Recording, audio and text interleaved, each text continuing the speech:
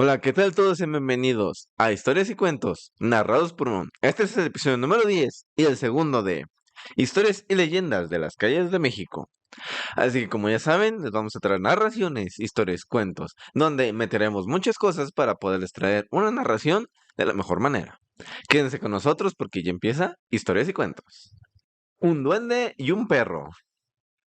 Película de Disney. Acontecieron estos sucesos en la iglesia del convento de Santo Domingo, que le dio nombre a la plaza. El fraile que está ahora ante esta vieja mesa de Noruega, cuyas patas unen retorcidos hierros de forja, es fray Hernando de Ojeda, modelo de austeridad y sencillez. Repasa un abultado cartapacio de gruesas hojas de papel ceutí, escritas con fina letra itálica. Lee muy despacio una página. Dos, tres, alza, llena de idealidad, de inteligencia, y medita, poniendo su mirada con dulce vaguedad en los libros que hay en un estante o en las portezuelas pintorreadas de azul y rojo, pintorreadas de azul y rojo al mazarrón de una alacena, o en la hornacina orlada de azulejos en que llora, llena de angustia, una virgen vestida de terciopelo negro, o bien ve, suave y tiernamente, el cuadro en que, entre una patina umbrosa, está predicado Santo Domingo de Guzmán. Los brazos en alto con el piso de masaries, lleno de rosas blancas, amarillas y rojas. Vuelve su lectura Fray Hernando de Ojea. Y a poco, tras de pensar algo, moja su larga pluma de ave en un tintero losa. Tapa, rápido, un renglón, dos, cuatro, con gruesa y negra tachadura. Sustituye una palabra por otra. Pone una apostilla y bien escribe una nota en el ancho birlí del papel. Casi en todos los márgenes hay escolios y añadiduras para que al ir la obra a la imprenta metan todo eso en el texto, completándolo, aclarándolo. El manuscrito que hojea este fraile es el libro tercero de la historia religiosa de la provincia de México. Tiene en la primera página los gruesos caracteres que dicen este título. Esta obra es como continuación de la famosa crónica histórica de la Fundación Discurso de la Provincia de Santiago de México de la Orden de los Predicadores, por las vidas de sus varones insignes, casos notables de la Nueva España, 1596, compuesta por Fray Agustín Dávila Padilla, maestro que fue del ejemplar dominico, que ahora se halla ante esta tosca mesa de nogal, revisando sus papeles escrupulosamente a las últimas luces de la tarde. La prosa de Fray Hernando de Ojeda es clara, sencilla, pulcra, tiene una gracia ingenua que satisface. Sus páginas no están con la injetuda aridez de las de su maestro. Dávila Padilla, las suyas tienen un encanto fluido, transparentan el suave cantor de su alma, en tanto que las del obispo de Santo Domingo son frías, secas, con equilibrio clásico. Pinta el padre Ojea con pormenores esenciales y característicos la Ciudad de México. Habla de sus tierras, de sus claras lagunas, de sus fuentes notables. Describe sus plazas, sus hospitales, sus templos, monasterios. Todo lo hace con adorable cariño. Gusta del detalle, de la cosa pequeña y humilde, que sabe colocar de manera que resalte y que transmita su simplicidad graciosa.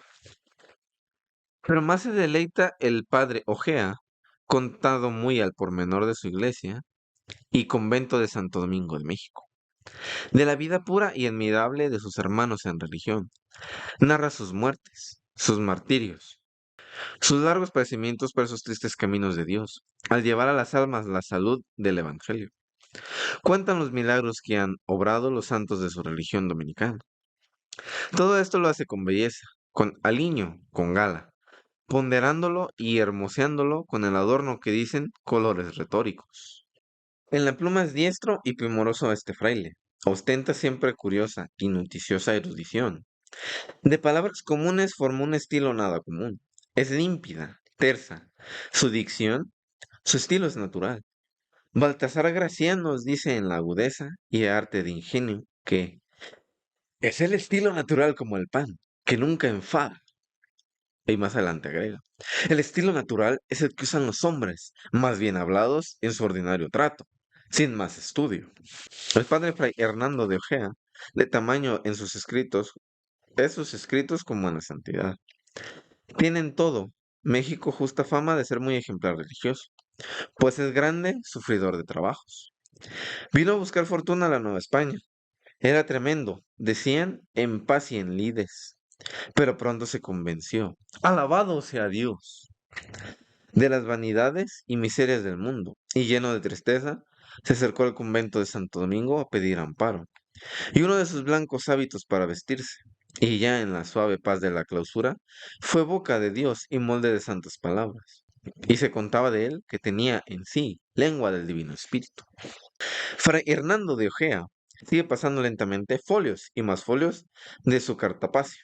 Lea aquí y lea allá, tacha, enmienda, corrige apostillas, rehace páginas, escribe otras glosas y medita, poniendo la ternura acariciante de sus ojos arcos en las cosas de su celda. Lo cierra, arrobado en su interna visión de beatitud. Se encuentra en el capítulo 3 el caso raro, estupendo, que le presenció y con él también vio. Admirada, mucha gente de la Ciudad de México en el año de 1590, como ha meditado mucho sobre los duendes, ha leído repetidas veces lo que escribió a este propósito, y echándose sobre el respaldo de sillón, entrecierra los ojos y resume en su memoria lo que puso en el papel. Después de toda la historia de Fray Hernando de Ojea, creo que viene la verdadera historia. Doña Luisa de Cervantes, casada con Alonso de Valdés, regidor de esta ciudad, se hallaba visiblemente perseguida y molestada de un demonio de los que el vulgo llama duendes. Le hacía mil burlas pesadas, de las que la pobre mujer quedaba atemorizada, maltratada y corrida.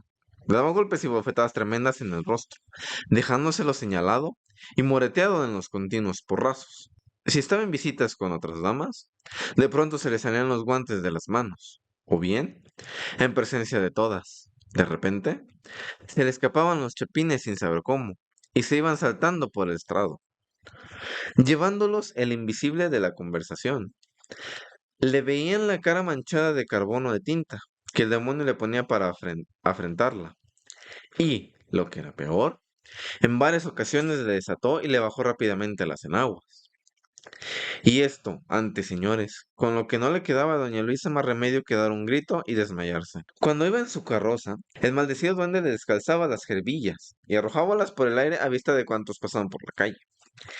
Y si en su casa estaba ocupada en su labor y almohadilla, arrebatándosela de las manos se le echaba por las ventanas.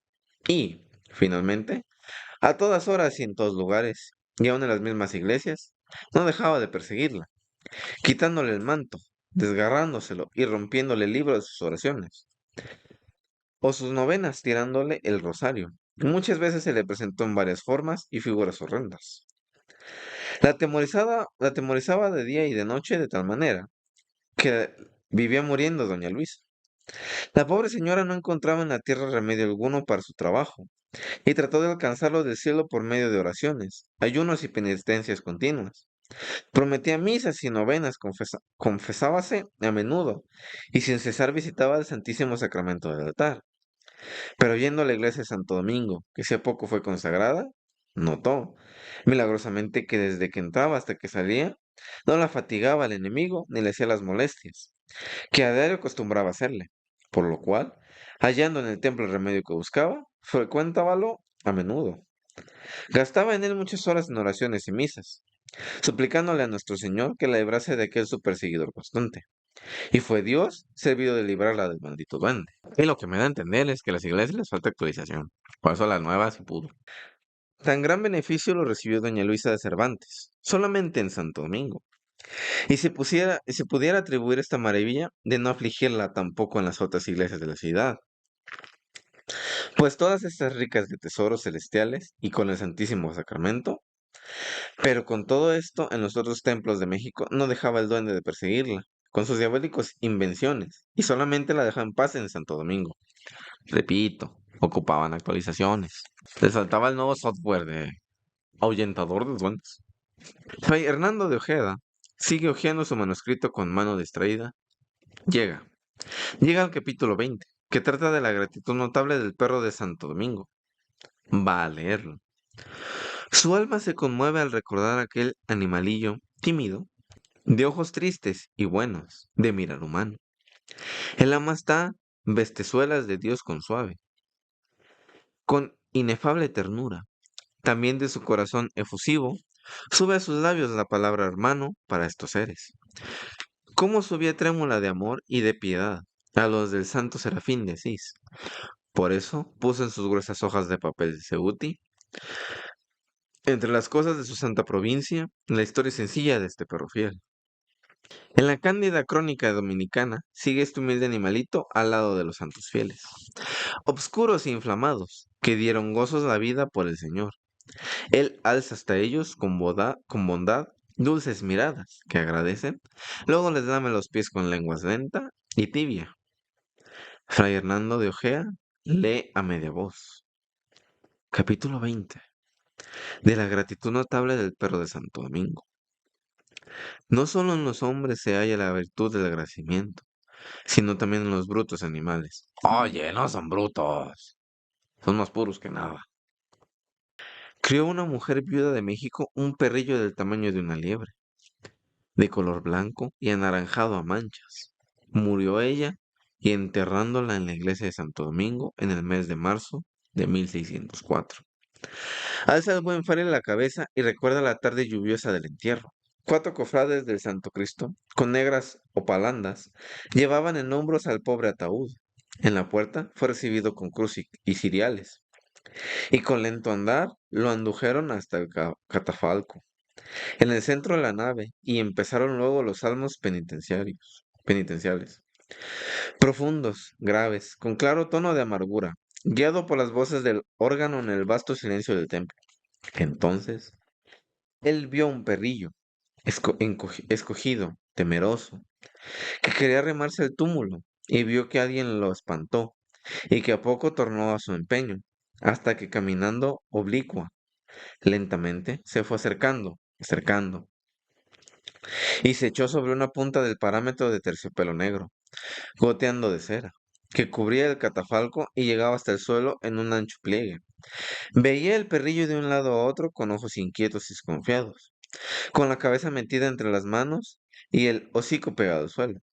Y ya seguro de que nadie lo molestaba, bajó los ojos y se le escurrieron las lágrimas. Suspira el fraile y continúa su lectura.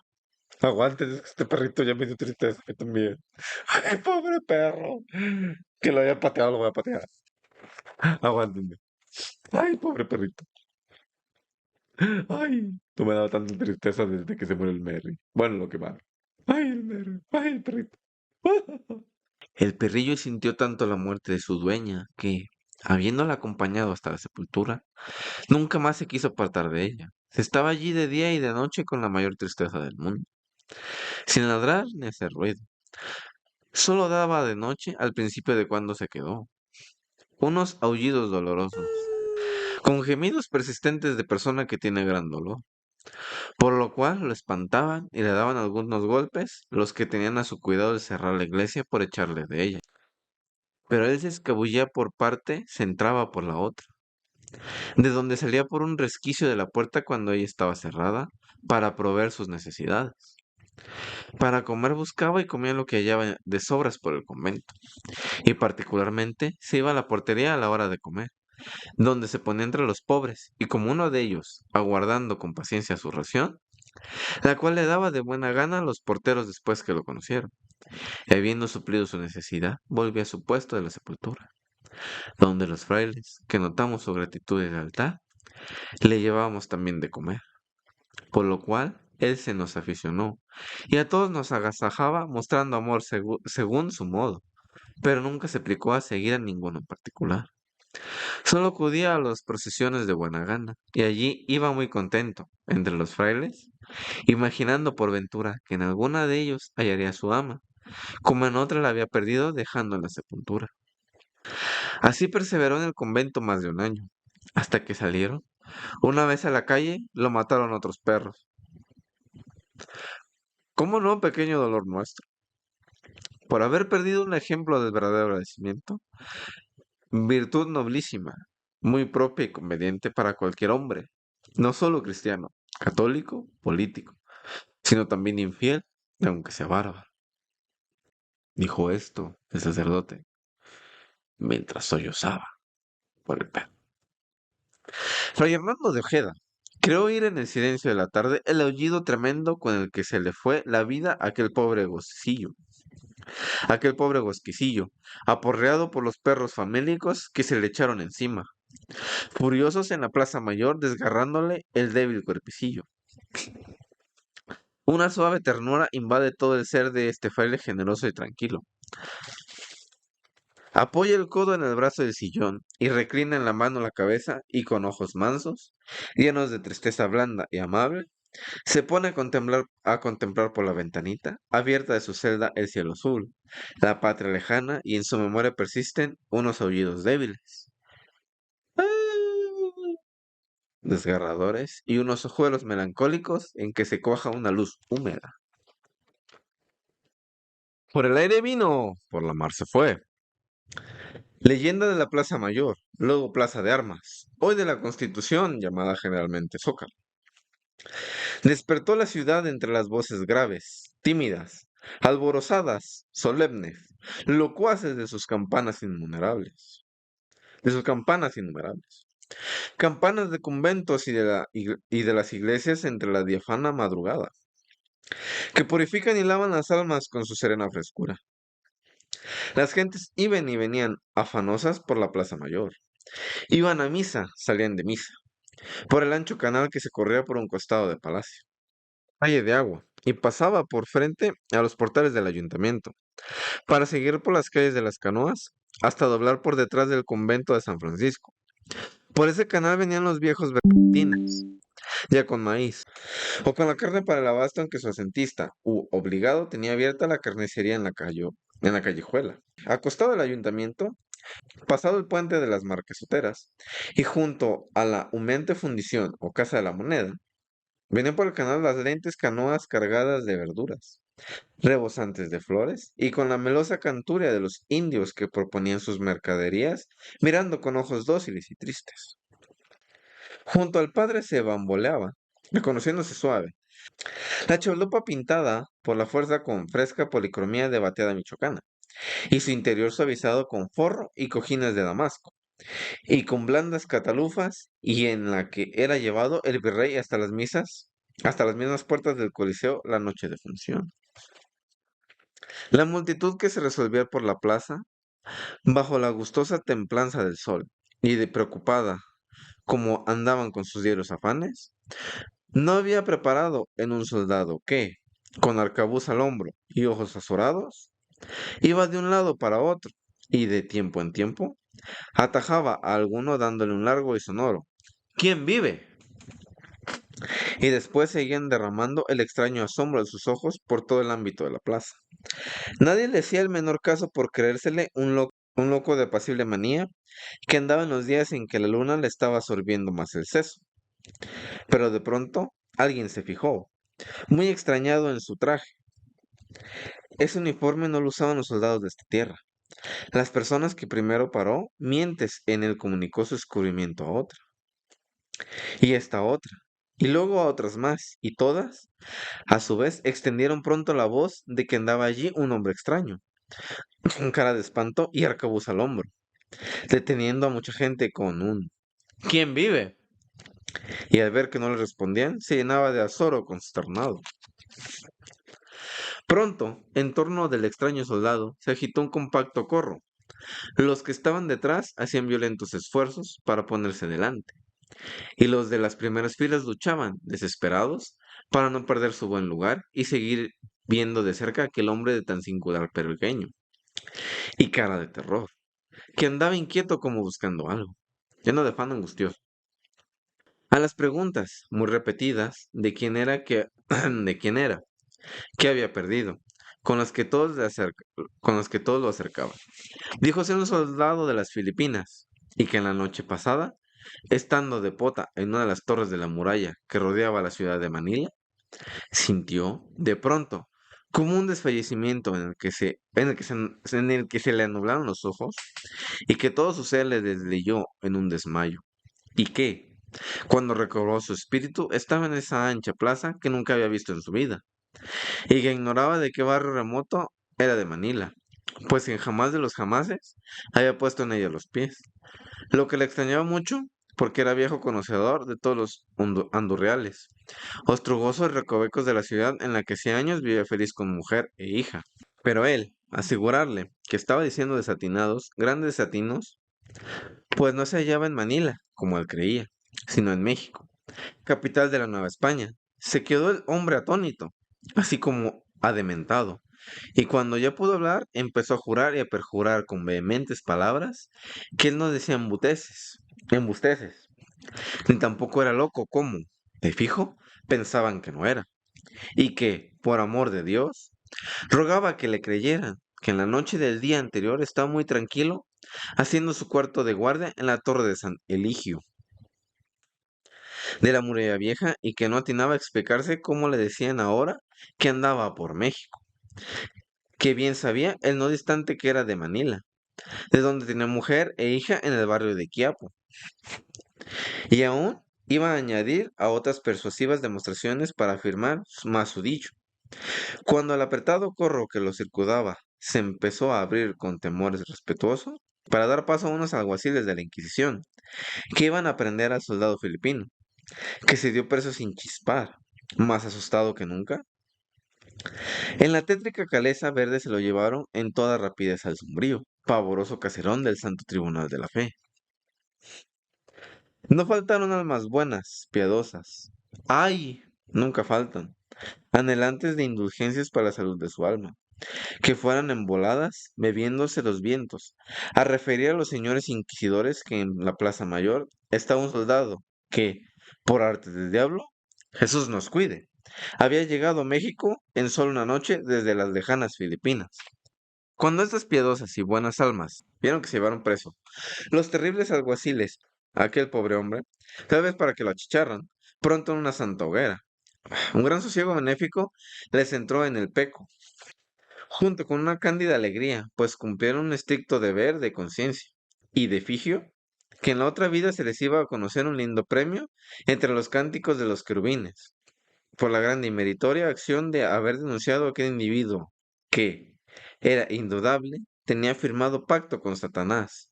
Dios nos libre. Y, pensando en esto, se quedaban con los ojos vueltos al cielo en un dulce arrobamiento, buscando en él la señal anticipada que les confirmara el divino galardón. Las demás grandes se retiraron, asustadas de aquel hombre cuando la Santa Inquisición se lo llevaba a sus cárceles, en donde en una hoguera purificadora le iban a limpiar sanamente el alma. Y ante los hoscos negros inquisidores, repitió el soldado una vez y muchas las que había sucedido, y, además, dijo que el 17 de este mes, octubre de 1593, había salido del puerto de Cavite el gobernador de las Filipinas, don Gómez Pérez de Esmariñas, con 8 galeras llenas de soldados, dizque a auxiliar al rey de Camboya, quien le acababa de mandar una embajada con ricos regalos. Regalos, regalos a cuantos hombres buenos habéis hecho malos. Pidiéndole auxilio contra el rey de Siam, que se aprestaba a invadirle su reino. Si bien se supo en Manila que él solicitó gobernador, no iba en socorro de su aliado, ni muchísimo menos, sino conquistar Maluco para España. ¿Pero qué? Obligada la galera capitana, por vientos contrarios, a abordar el resto de la armada. Llegó a Punta Azufre de arribada forzosa y allí se sublevó la tripulación, que era de chinos, y, como estos chinos eran muchos, vencieron pronto a los españoles y degollaron después a los que salieron con vida del sangriento combate.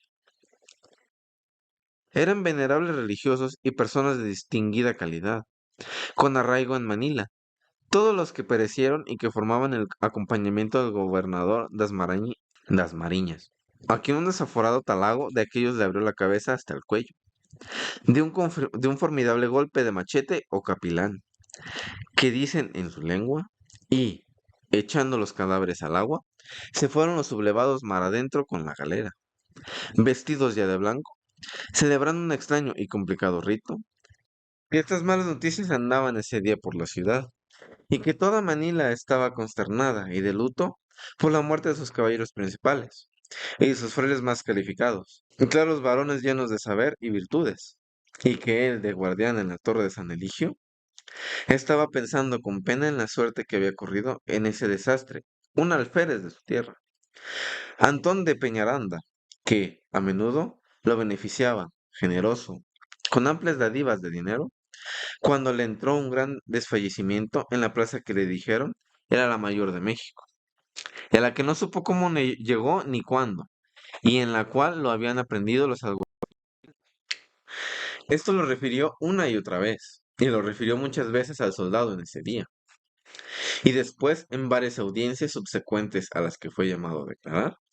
Pero francamente, los señores inquisidores, contra la herética pravedad, apostasía, no estuvieron nada bien en el desempeño de un delicado oficio, pues solo echaron al soldado en un calabozo húmedo, estrecho, oscuro, hediondo, mas no le dieron ningún tormento. Ninguno, señor. Ni una sola vez lo descoyuntaron, ni le retorcieron el cuello, ni le pegaron en él hierros candentes, ni le aplastaron los pies entre los torniquetes, ni le quebraron un solo hueso, ni el más pequeño. ¡Caramba! Ni le desgarraron las carnes a azotes, ni siquiera le hicieron tragar unos cuantos cuartillos de agua.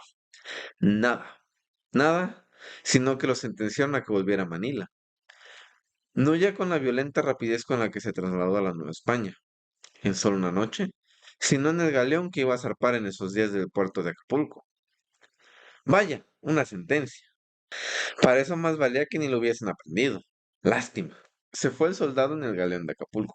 Cuando regresó a la nao, pasando 8 meses largos con su maravillosa carga de sedas, jades, porcelanas, lacas, marfiles, se supo en México, por cartas y papeles impresos, que el gobernador de las Islas Filipinas, de don Gómez Pérez das Mariñas, había tenido muerte ariada en el mar, tal y como lo contó aquel extraño soldado que en la mañana del 25 de octubre del año que acababa de pasar, 1593, apareció lleno de admirado espanto, con un arcabuz al hombro, en la Plaza Mayor, dando largos.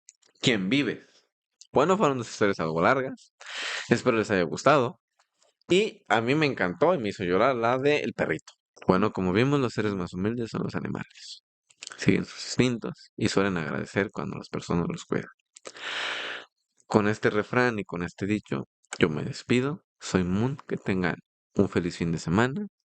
Los espero que me escuchen en la siguiente o nos miren por YouTube el siguiente viernes. Cuídense, que tengan un excelente día.